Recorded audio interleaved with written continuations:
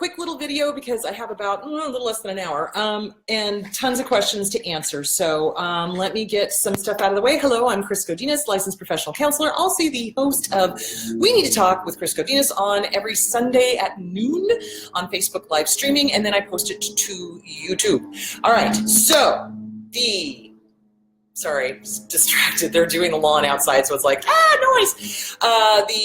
This video is for educational and informational purposes only. If you feel you need a therapist, please go to Google, type in therapy, your city, psychology.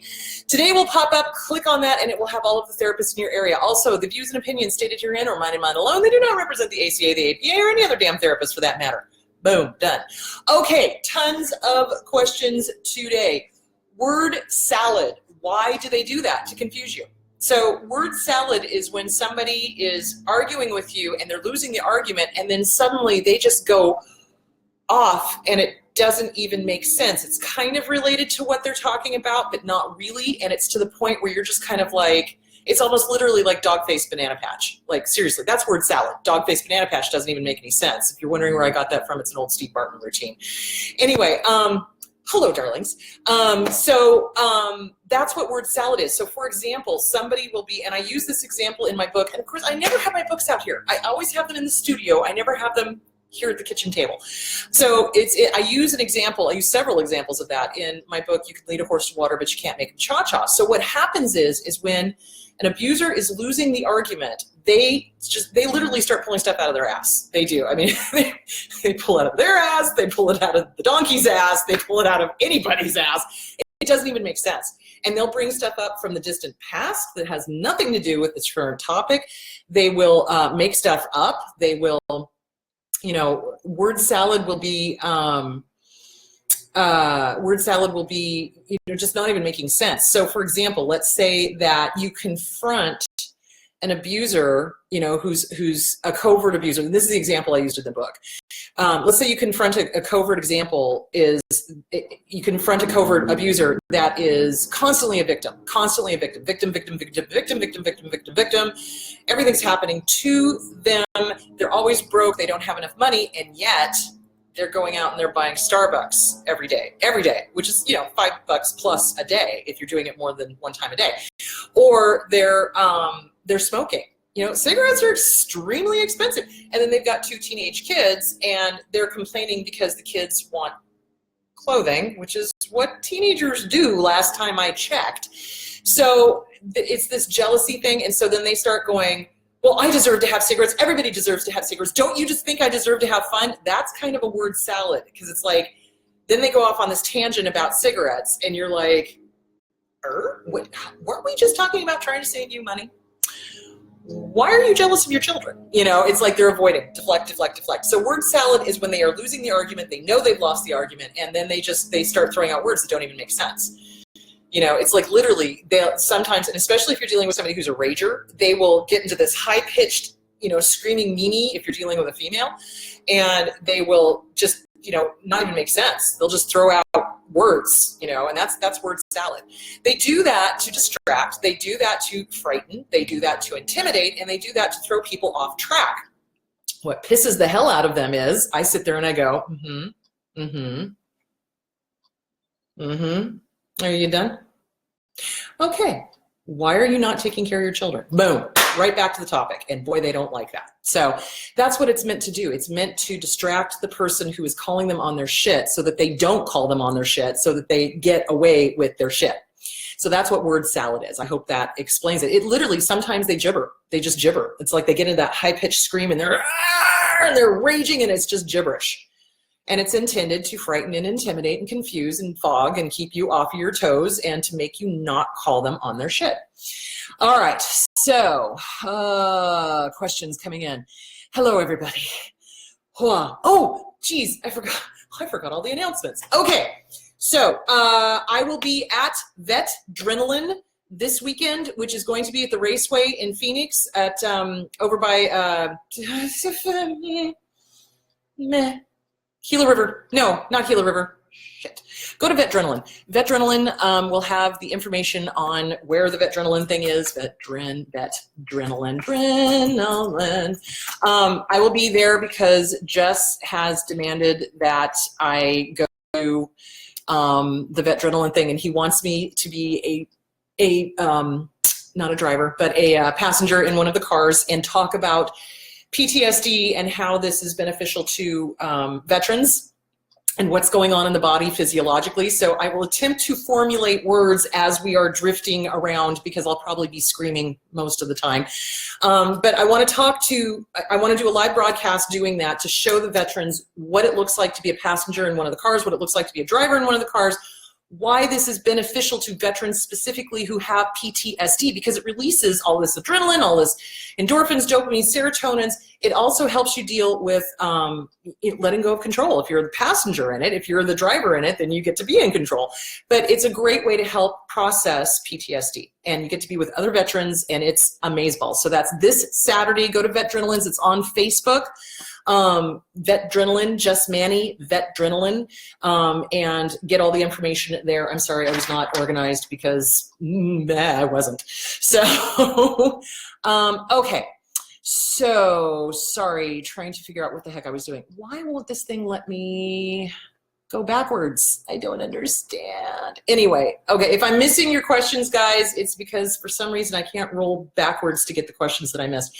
So anyway, this Saturday at 4 o'clock, I will be at Vetdrenalin over at the Raceway in Phoenix, and with Just Manny, and I will be doing a live broadcast there, probably starting at 6 o'clock when I get in the car, just to show vets what it looks like and hopefully get them to come and participate in the next one after that, because it's really, all of the vets love it, and it really is very helpful to them.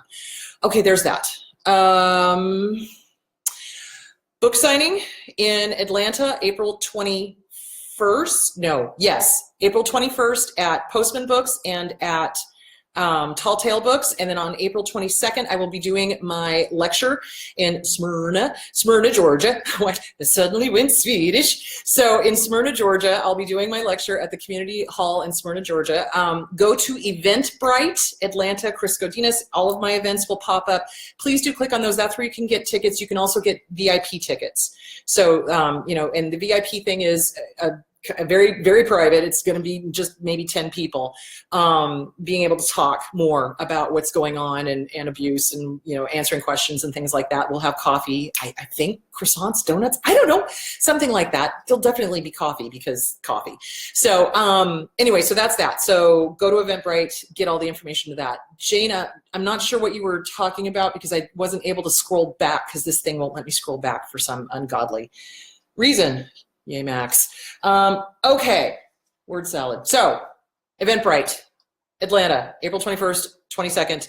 Go click on the events there. Please share this video with everybody, because I know if you guys are asking these questions, every people, speaking of word salad, every person who is asking, there's 10 behind you that are not, that have the same question. So please share this video as much as you can. Share all my old videos, share this video, share all of them.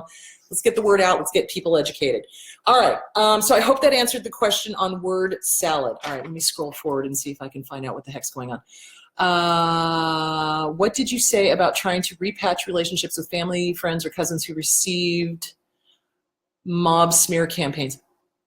Okay, wait. So was the family doing a mob smear campaign on you, or be more specific, Janelle? I'm not sure what you're saying. So, what did you say about trying to repatch relationships with family or friends or cousins who received mere smell? So, okay, let me clarify. I think this is what you're asking.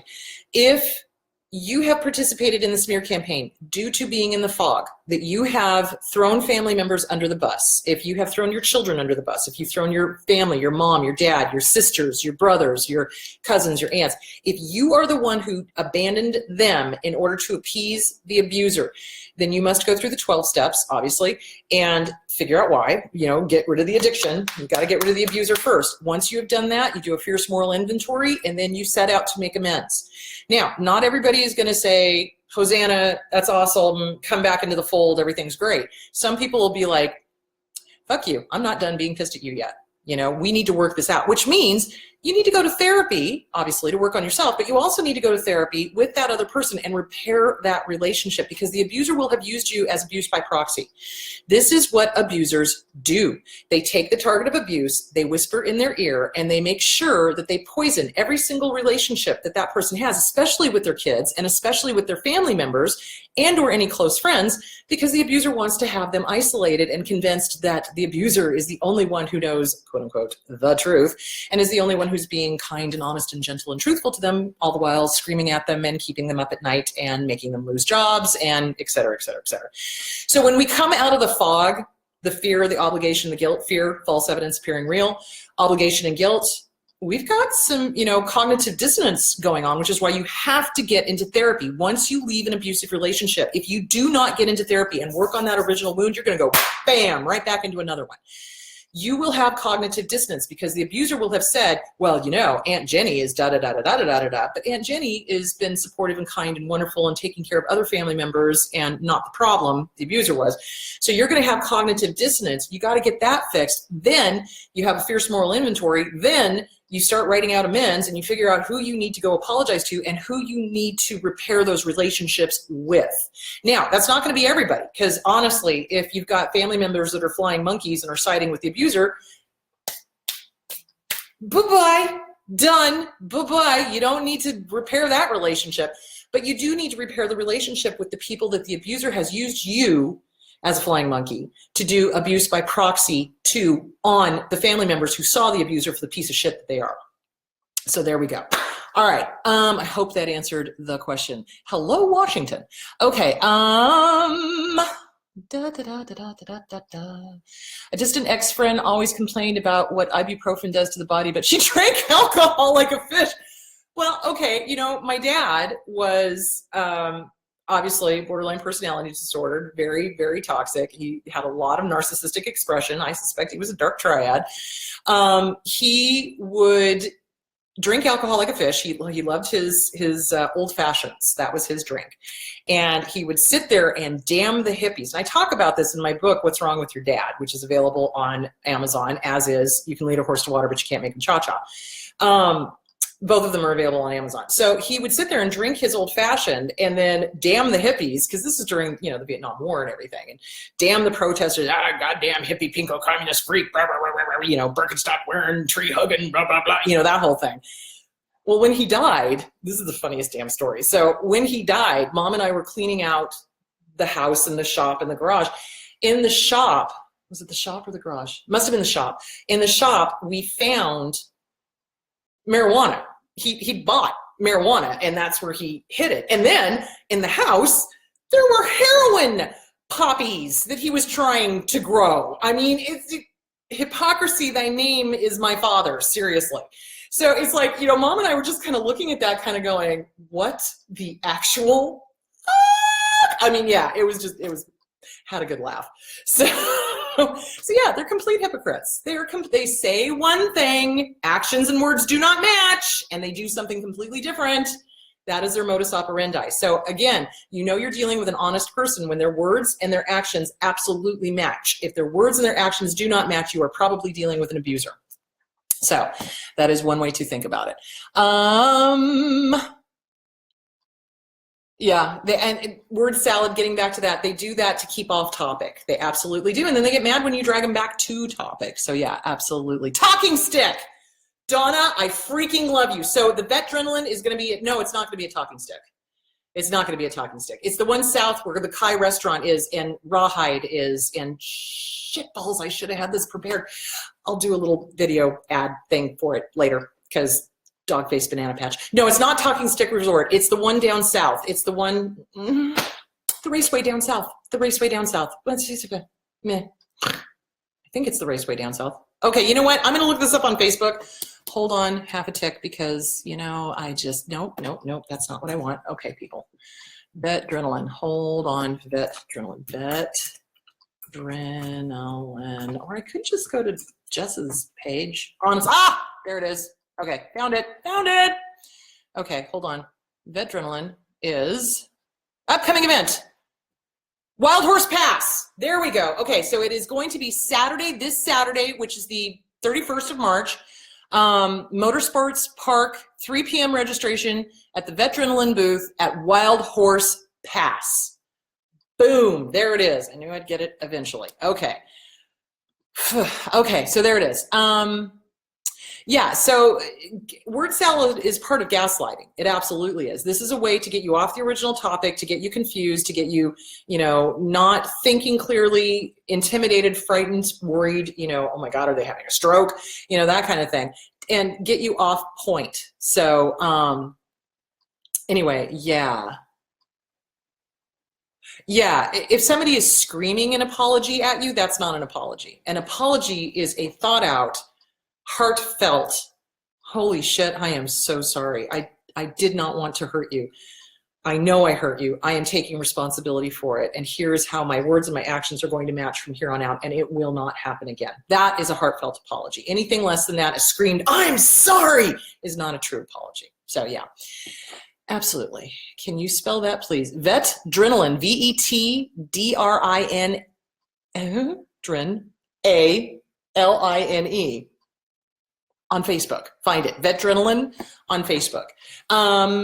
Smyrna. Yes, Smyrna, Georgia. I'm so excited because I love Georgia. Georgia is like one of my favorite states because of the architecture and food. Holy cow.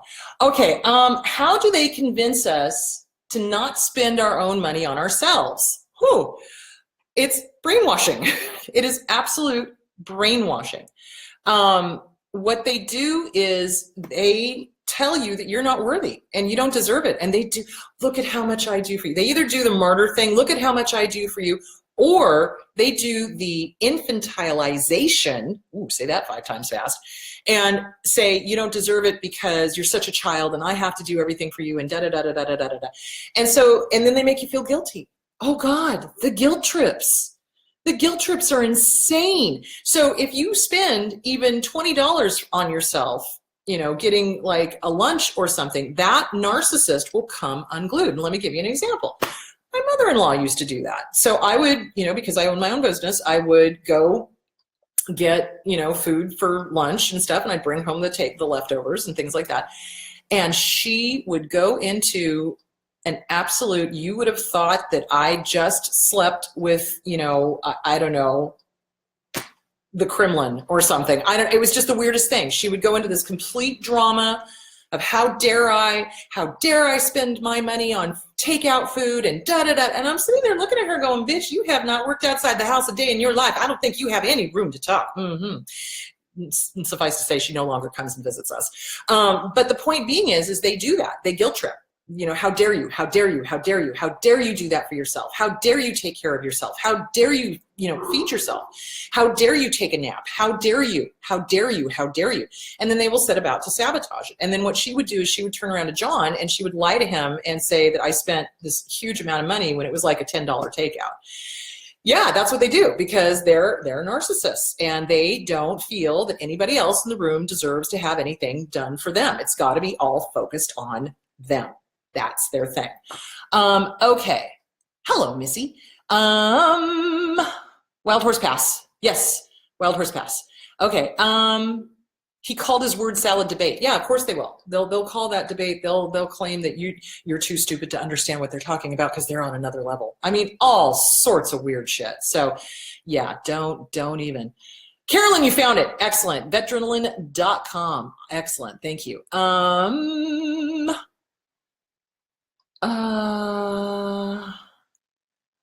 Okay. I was mobbed after caring for my parents for my entire adult life. Wow. You were mobbed by other people. So you don't owe them anything, sweetie. You owe them nothing. If they have mobbed you, if they have wronged you, if they have harmed you, they are the ones that owe you an apology. If here's the question I ask everybody. If you were not related to these bozos, would you have anything to do with them? And if the answer is no, act accordingly. Because we get all of this societal bullshit about, oh, but they're your mother and father. Oh, they're your cousin. Oh, they're your sister. Oh, they're your brother. Oh, you're their... No, if they're harming you, if you were not related to them, would you have anything to do with them? And if the answer is no, act accordingly. If the answer is yes, then you figure out a way so that you don't get harmed. But I can guarantee you it's probably going to have to be gray rock, and it's going to have to be a lot of walking away from stuff. And what fun is that? I mean, really, it's like ugh, too much work. Okay. Okay. Yeah, they drink alcohol and curse the world. They blow out the candle and damn the dark. Yes, that's exactly what they do. Okay. Yeah, word salad. And police departments are not trained in this, guys. This is the thing. Counselors are not even trained in this. And I honestly believe that court systems, counselors, police, ER, etc., need to be trained in what is abuse and how do abusers present, especially when they've been caught. So especially like when a person ends up having to go to the ER.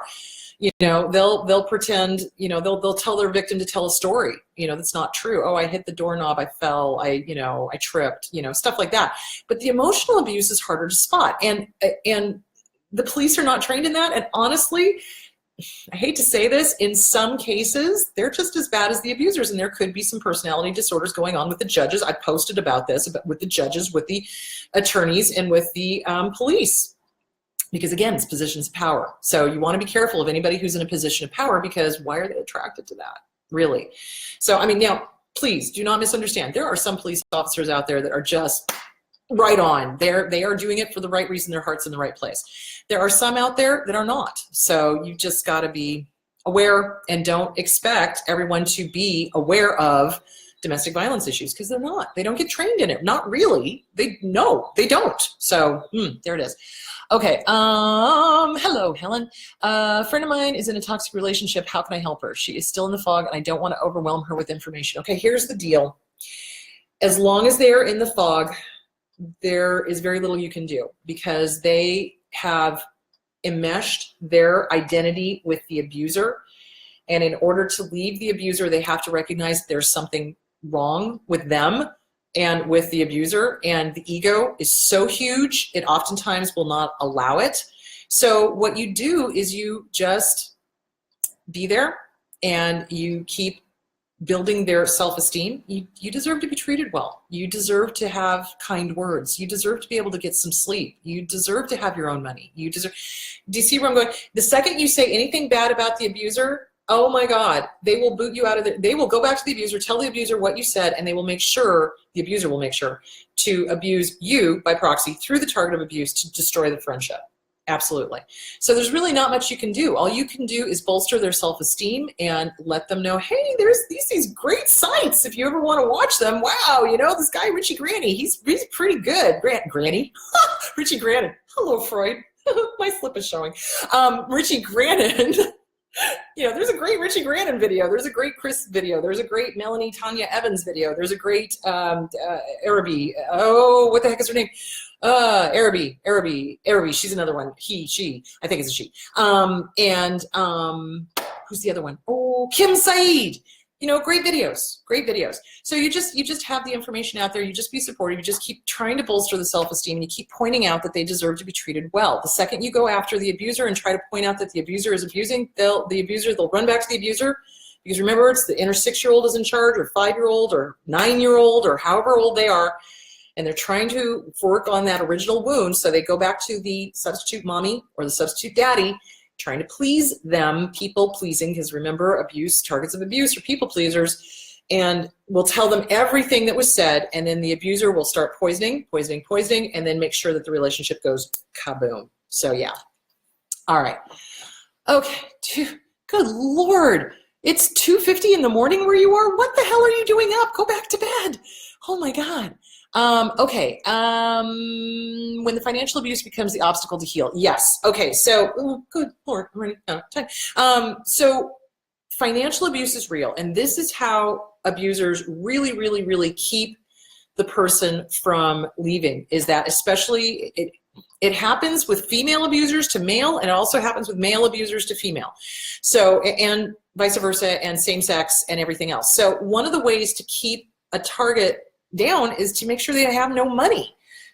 They can't get an apartment, they can't leave, they can't get an attorney, they can't, that type of thing. So when the financial abuse is happening, you have to find a way to get out. And that may mean going to a shelter. That may mean calling trusted family and friends and seeing if you can move in there with the kids. Trusted, not flying monkeys. The worst mistake you can make is moving in with a flying monkey because you're in the same situation. You want to try to save as much money as you can, squirrel away. If they have you on a budget, you know, here's the problem. If they have you on a budget, they're often asking for receipts. I've seen them do that too, so that they know exactly where every penny is going and there's no chance to squirrel away money. There are financial help through Catholic Charities. You could check out DV resources through Catholic Charities or Jewish Family Services. There is the Fresh Start Women's Resource Center. Things like that. You're going to have to find a way to overcome that particular part. You can get free counseling at the universities that have a master's degree and have a practicum because they need people to practice on. So yeah, so that's what I would suggest. Work is work, employment is employment. Yeah, if you're working a job that, you know, here's the thing. When you're getting ready to leave, you need to have a safety plan. And your safety plan will include how to move funds. So let's say, for example, you have direct deposit and you're working someplace and it's being direct deposited. You want to make sure that you time your leaving with the next direct deposit going into your own account so that you're out of there so that he or she cannot, you know, question and be alerted to the fact that you're starting to move away. The second they know you're starting to move away, that's when the Hoover starts, or that's when the serious abuse starts. So that is a very dangerous time period for us as abuse survivors leaving the relationship. And that's why it's really important to get your ducks in a row. So I would definitely, you know, give a call to Catholic Charities. They do have free counseling for domestic violence survivors. So give it a shot. Yeah, that's what I would suggest. Okay. Yeah, covert abusers are very adept at mowing down boundaries. The helpless waif, the quiet ones, it's help me. But really they don't want help. They just want you to spend all your resources on them. That's really what they want. Hang on a second.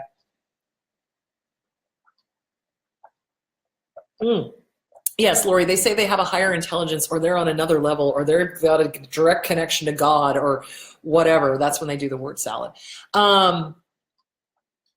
Okay. Oh, Rebecca, thank you. I'm glad I could help you. Good. Go you. Go. Okay.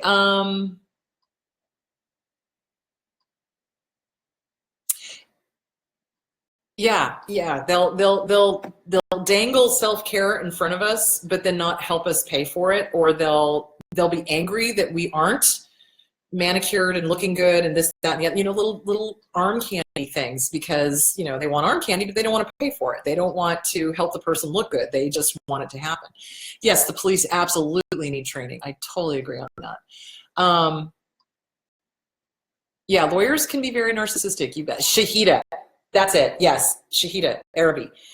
Great. That's another good one. So yeah. Oh, Baba. He's got allergies, so he's coughing a lot. I'm sorry, guys. Okay, I gave him a Benadryl, so hopefully that will help. Narcula.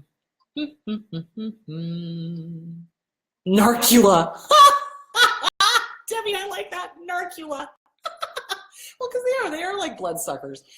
Call me lazy for getting enough sleep before a night shift job. Have you heard of them filming you with a hidden camera? Yes, they absolutely can. Not sure, but asked creepy questions that made me suspect he was keeping tabs on my sleeping habits while he was at work. That's someone you should want nothing to do with, right? Absolutely. Oh yeah, they do all sorts of creepy things. They'll film sex acts between the two of you. They'll film you in the bathroom. They'll film you walking around the house. They'll, you know, absolutely, because they're trying to get the goods on you that they can use on you later. Absolutely. Oh, today is the first anniversary of Michelle's Independence Day. Go, Michelle. Right on. Glad I could help. Okay.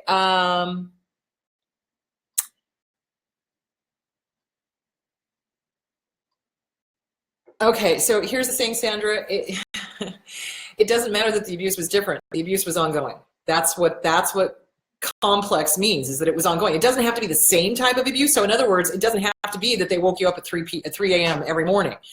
They could wake you up at 3 a.m. and then rage at you at 4 p.m. It's ongoing abuse. Your therapist needs a little bit more training in that. So it is CPTSD because it's ongoing. It was going on for so long. It's not like war. It's not like a car accident. It's not like, you know, something that is, you know, being in a store and it gets robbed. Okay, that's a one-time event. Complex means it happens over a period of time. Post-traumatic stress disorder. Post meaning after the fact, traumatic, it was trauma, stress, anxiety, disorder, you're not handling it well. So complex is where it happens over a period of time. It doesn't matter that the abuse was different each time. It was still abuse, and that's what caused the trauma. So yeah, you've got CPTSD according to what I understand complex post-traumatic stress disorder is. So you can argue that with your therapist. You may want to consider looking at a new therapist. So, all right. No, I have not read that book, Emotional Vampires Dealing with People Who Drain You Dry, but that sounds like a really good book. Hello, Nevada. Okay, so I hope that answered the question on why they convince you or how they convince you to not spend your money on you. It's guilt. They use guilt trips. They use the guilt trips all the time. Okay, CPTSD and flashbacks. Okay.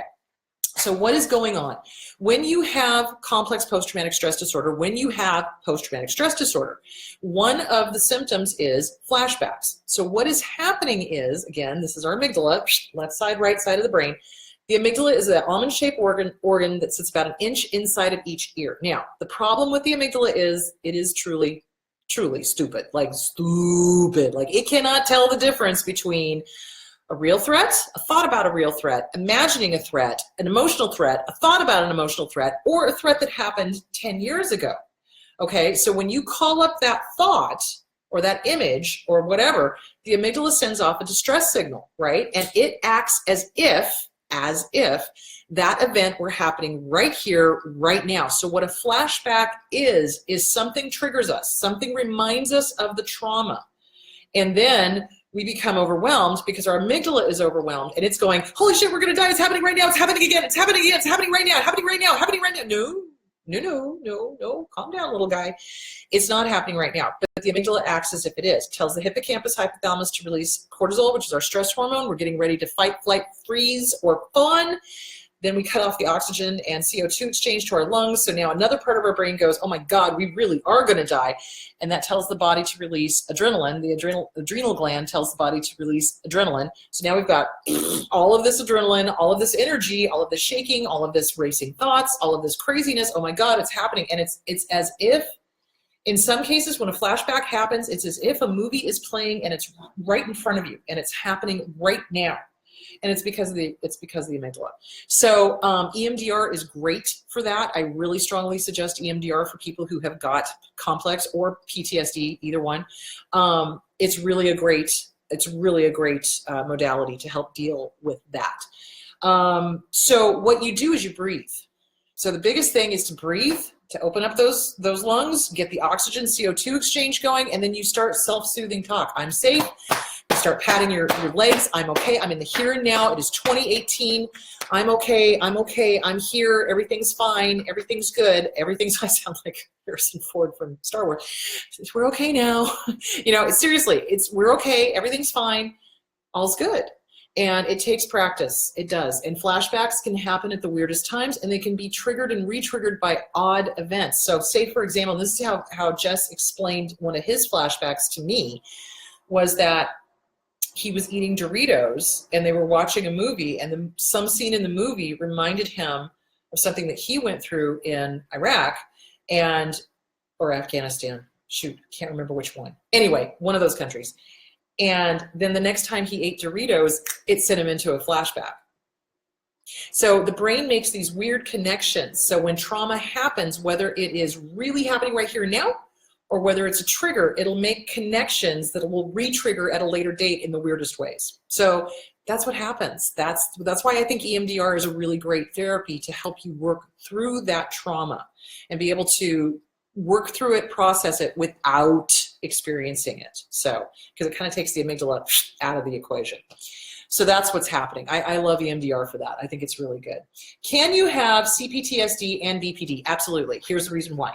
Borderline personality disorder is rooted in trauma. It is rooted in trauma. It is rooted in trauma. You show me somebody with BPD, I will show you somebody with trauma. And it's so funny because 9 times out of 10, when they come sit on my couch, they deny it.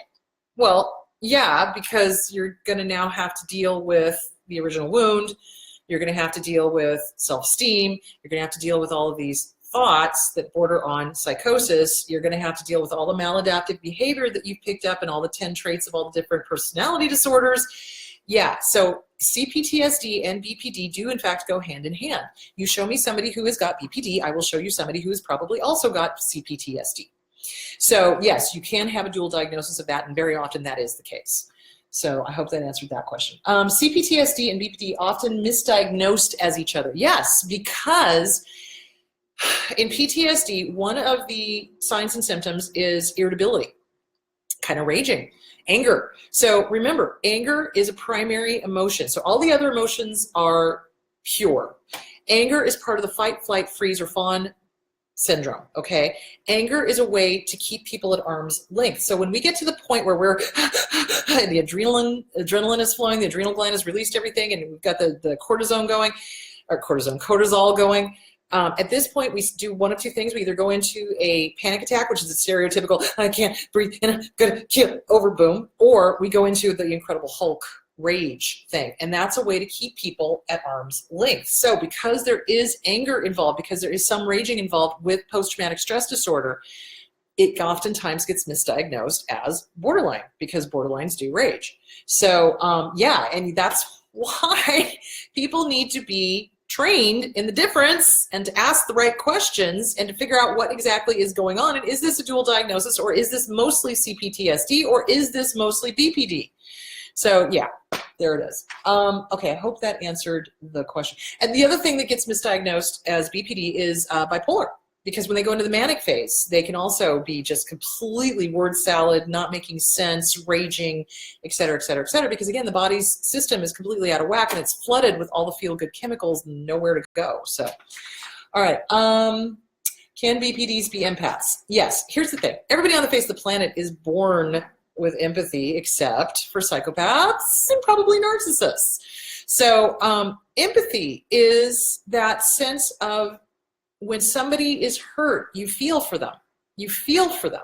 You know, like I can't watch certain movies. I just can't. I can't watch television shows that are just filled with drama and this, that, and the other thing, because it's like I feel too much, you know?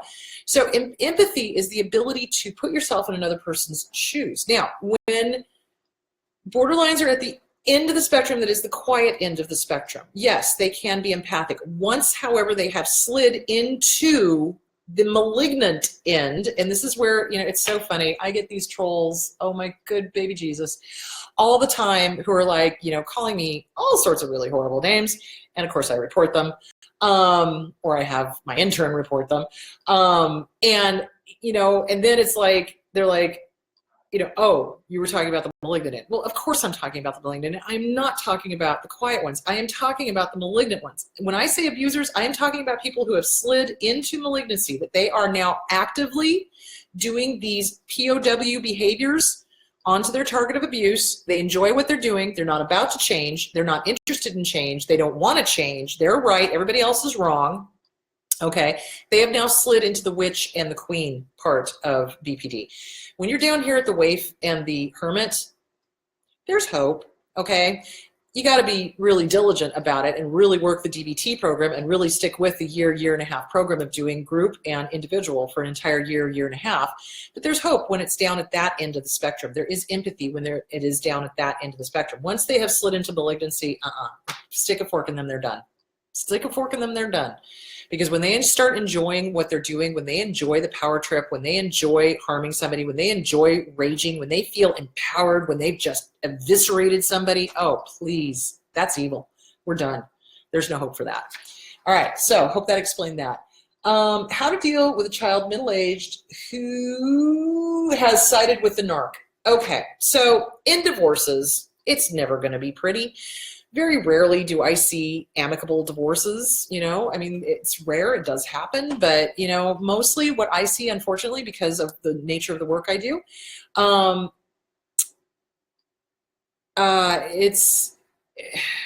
The narcissist, the abuser, will demand that the child pick sides, no matter how old the child is, no matter how old you are when the divorce occurs. Divorces can occur in the 60s, 70s, 80s. You know, you're that old, you decide to get divorced finally. And the narcissist will still demand that the family side with him or her, okay? It's a win thing. So narcissists are not about the well-being of the child. I cannot say that enough. When you are dealing with a high conflict divorce, you must get the kids into therapy. Absolutely, that has to be stipulated in your divorce decree. You need to have a good lawyer that understands high conflict divorce, and the fact that you're dealing with somebody that is probably going to try to drag this out for as long as possible. You need support. You need a support group. You need a good therapist of your own to make sure that you are safe and taken care of emotionally, because you've been abused for so many years. So oftentimes what will happen is the abuser will use the kids as pawns and convince the kids that they have been the abuse victim. That's another thing that narcissists do. So they will accuse the target of abuse of being the abuser and play the victim to the entire family. And again, eventually the mask will slip. And when they don't have that triangulation going on, because remember, they're all about drama. If you remove yourself from the drama and you don't care, there's no drama, they'll eventually turn on the other family members. The other family members will start seeing it. It will take time, but it does happen. So what to do when kids are in their middle age and they've sided with the narc dad? You love them from afar. You love them from afar. You be who you are, and you go to therapy, and you ask if they would like to go to therapy with you, and you love them from afar, and that's all you can do. Because they have sided with an abuser, they are in the fog themselves, and if they're willing to go to therapy with you, and you're out of the situation, you guys are divorced, and you've got your own thing, yeah, they may run back to the abuser and tell them everything, but at least you're not living with them anymore. And if they try to start drama, you just continue no contact. So they don't get their little jollies off. So yeah, you offer therapy. That's all you can do. Croatia? Wow. Hello, Mario. What the? Wow. Thank you. Weird. Okay. Where was I? Okay. It's like bullets. It's like bullets. It is CPTSD when you get hit over and over. Yeah. Stevie, great example. It is like bullets. It's like the abuse, the hits just keep on coming. Seriously, it's like the abuse just keeps on coming, keeps on coming, keeps on coming, keeps on. It's like Chinese water torture. Drip, drip, drip, drip, drip, drip. Sometimes the drips are large, sometimes the drips are small, but they're still drips. So it's about the abuse, and it's about how frequent. That is what defines complex. So okay, my dad gave me the book, The Prince. Should have known it was his Bible. Burnt it. Evil, evil book. Yeah, The Prince, Machiavellian. It's basically the despot's, am I saying that right? Despot? Yeah. Despot's handbook. It's like how to be a controlling fucking asshole and rule a country and screw the population over and everybody else. Yeah, Machiavellian. Okay. Okay. Ivanla Van Zant has a great new book, Get Over It. It was great info to help reprogram thoughts. Yeah, anything that can help you guys, please suggest it and, go check it out. I have not had a chance to read it, so I don't know, but that sounds great to me. You're doing EMDR, perfect. Yeah, no, see, this is the thing. People don't talk enough about the mind-body connection. So they're not separate, guys. Mind, body, spirit is all one. Hate to break it to you. So it does help targets of abuse to understand physiologically what is going on in the body when they are having a panic attack, a flashback, a rage attack, any of these things. And it amazes me that therapists and doctors don't do that. They keep it like it's some sort of mystical, magical secret that we can't tell anybody. So yeah, it does help to know the physiological things of what's going on in the brain. What area of the brain is getting lit up? What is happening? Why is the amygdala stupid? You betcha. So educate as many people. If you know people that are having anxiety attacks, teach them this. Or if they're having flashbacks, teach them what's going on. Share this stuff as much as you possibly can. Okay, what is the program called so I can find Chris's recommendations to me? It's usually up in the corner, don't see anything today. The program, wait, what program? What are we talking about? The program is We Need to Talk. Is that what we're talking about? I don't know. Janelle, tell me what you're tell me what you're saying. Okay. You should look into the book Emotional Vampires because it actually able to talk to the queen, the witch, and ooh, antisocial. Ooh, okay. I will do that. That sounds good. Okay, hello, Helena.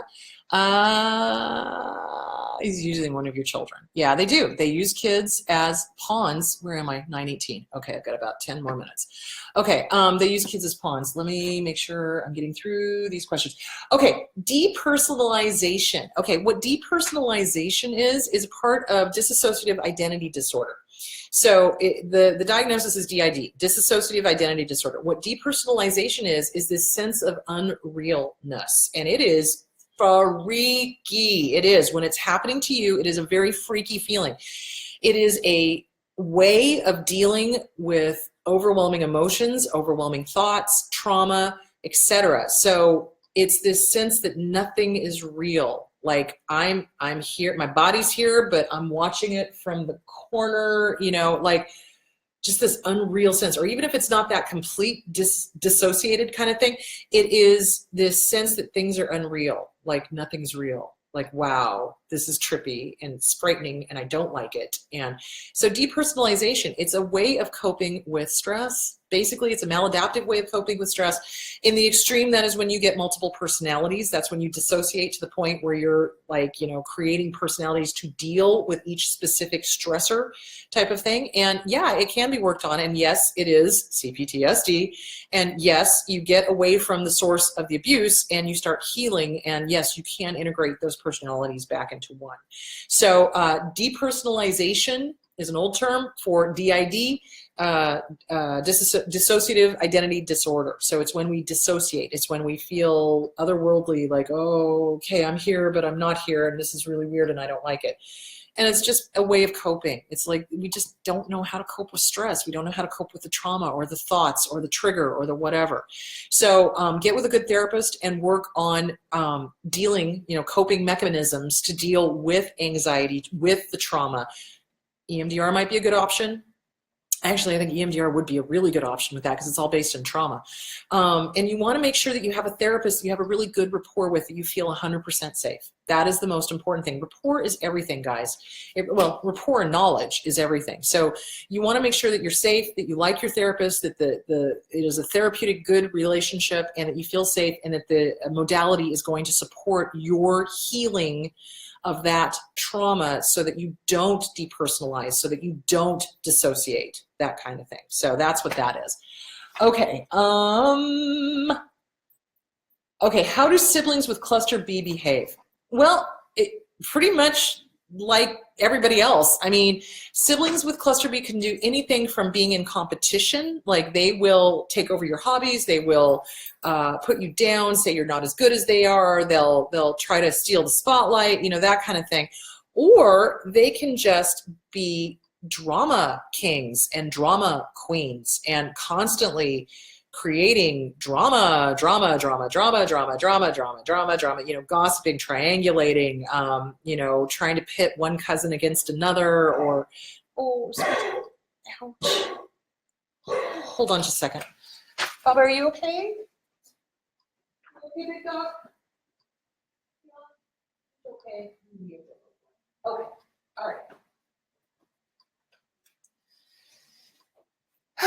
Goodness, he's 15 years old, so he's 107 in human years. Dog years? Human years. No, dog years. 107. Okay, where was I? He's pretty good for 107. Okay, so yeah, they will drama. They'll try to create triangulations. They'll try to create family issues. They'll try to create problems. They'll, you know, they'll create drama that's not there and then demand you side with them and try to pit you against the other sibling. I mean, all sorts of weird stuff. I mean, they behave like any other cluster B, irrationally, illogically, lots of drama. Yeah, you love them from afar. Just like everybody else, you can love them from afar. Do not participate in idiot compassion, as Pima Chodron talks about. You can have compassion for everybody, but you don't have to have them in your life. You can love them from afar. So yeah, I've had my son in therapy since he was 5. He's now 10. His dad refuses to take him to any of his sessions. That doesn't surprise me. It falls on his visitation week. Also, he says he will not support anything the therapist says. If you have it in the custody agreement, oh, bunny, you okay? I wish dogs could talk. Wouldn't that be cool? Well, it'd be kind of scary, but it'd be kind of cool. But anyway, If you have it in your custody agreement, you can go after him for it because that's BS. Okay, that he's doing. So yeah. Is a covert overt narc mix possible? Also, can some graduate from having dark triad traits into full-blown malignancy? Well, basically dark triad, well, traits, yeah. So once they reach dark triad, they're malignant. They're malignant. And yes, coverts can go from sneaky, whispering, putting people down, throwing kids under the bus, throwing family under the bus, that kind of thing, to grandiose because they've gotten away with it. They've gotten away with it, so they move, they graduate. They're just like serial killers. They start with small animals and they move on up the food chain. So yeah, absolutely, they can graduate. They can move. They can move between them depending on what suits them and what fits their modus operandi at the time, what their payoff is, if that makes any sort of sense. Okay, how the abusers rub the new love interest in the face of the old love interest. Okay, so how or why? So what they're doing is when you have awakened, did I say that right? You have awakened, yes. You've woken up and you're aware and you're coming out of the fog and you're recognizing the cognitive dissonance and you've gotten with a good therapist and you've started working on the original wound and you're moving on up, you left them behind. The abuser can't stand it. And within a week, 2 at the max, they will have a new supply source and they will rub that new supply source in your face because, again, they can't stand losing. And so it's a win thing for them. So to them, it's like, see, I'm with somebody else. I'm somebody because I'm with somebody else. It's kind of like the new phone book is here. I'm somebody. Oh God, only people who had phone books would understand that. But anyway, the point being is that it's an insecurity thing and they want to show you how happy they are with their new supply and blah, blah, blah, blah, blah. And they may be for a while. And again, people are like, well, can you guarantee me that it's going to fall apart? No, I can't. And here's the reason why. Because abusers love to get with somebody who they can easily manipulate.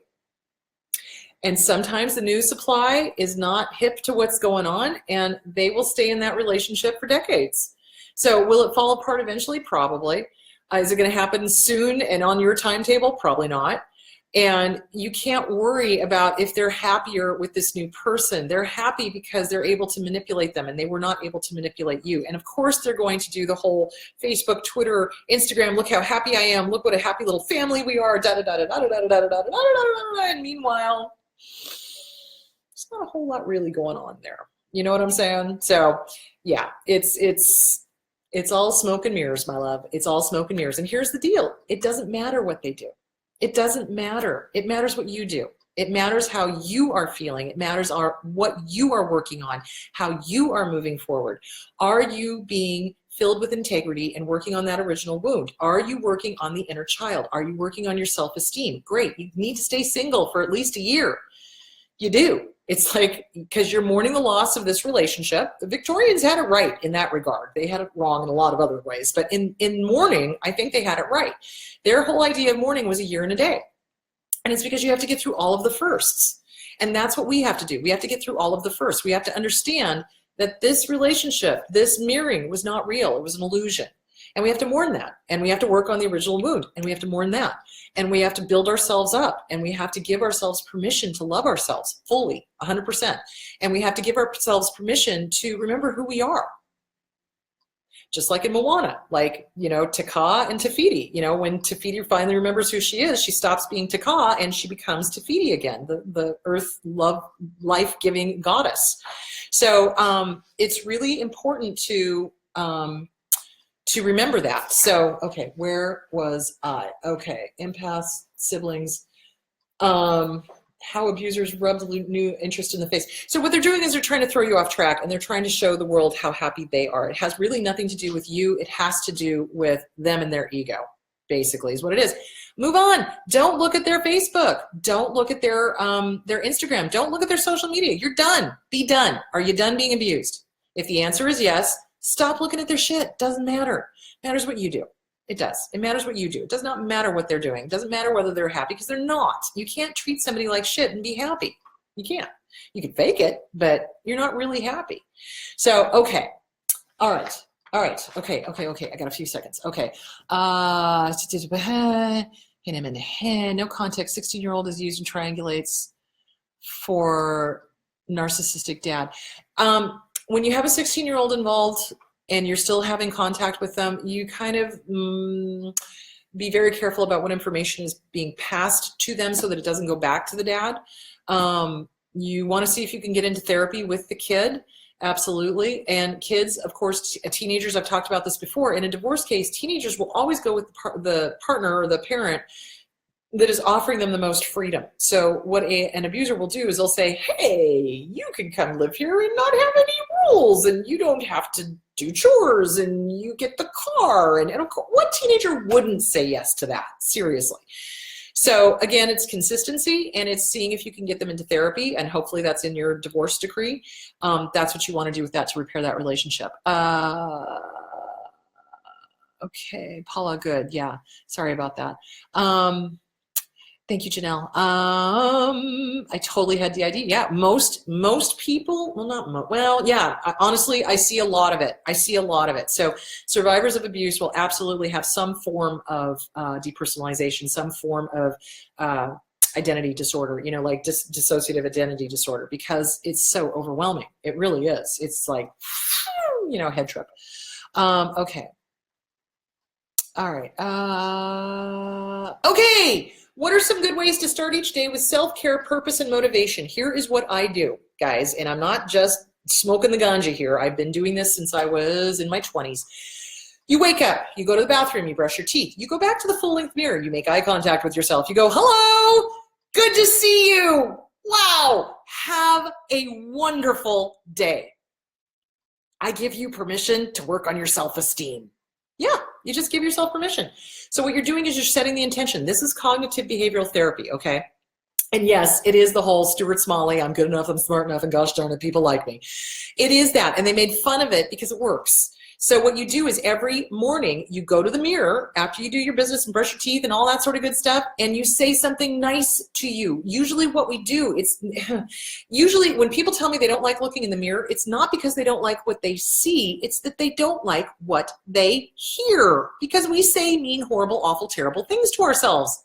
Knock that shit off. Seriously, you've got to stop that. So if this thing says anything less than, I love you, good job, keep going, hey, nice to see you, okay, have a great day, I give you permission to work on yourself. If it says anything less than that, you are to say, and I quote, thank you for your input, shut the fuck up. Why? Because I say so, because I'm the boss of you, you're not the boss of me.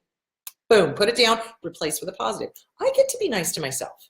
I get to say nice things. I get to say, hello, it's good to see you. So you work on the positive. And then at night, what you do is you come home and you go back, do your business, brush your teeth, do whatever you're going to do, get ready for bed, go back to the mirror. Hi, good to see you again. You had a wonderful day, or, I'm glad you had a good day, or whatever. And here are 3 things you did right. 3 things you did right. You got up in the morning. You had a healthy breakfast. You did well at work, whatever. You come up with 3 things you did right, because we are so focused on the negative. Why? Evolutionary, if we're looking for danger, we're not going to get eaten by the saber-toothed tiger. But here's the problem.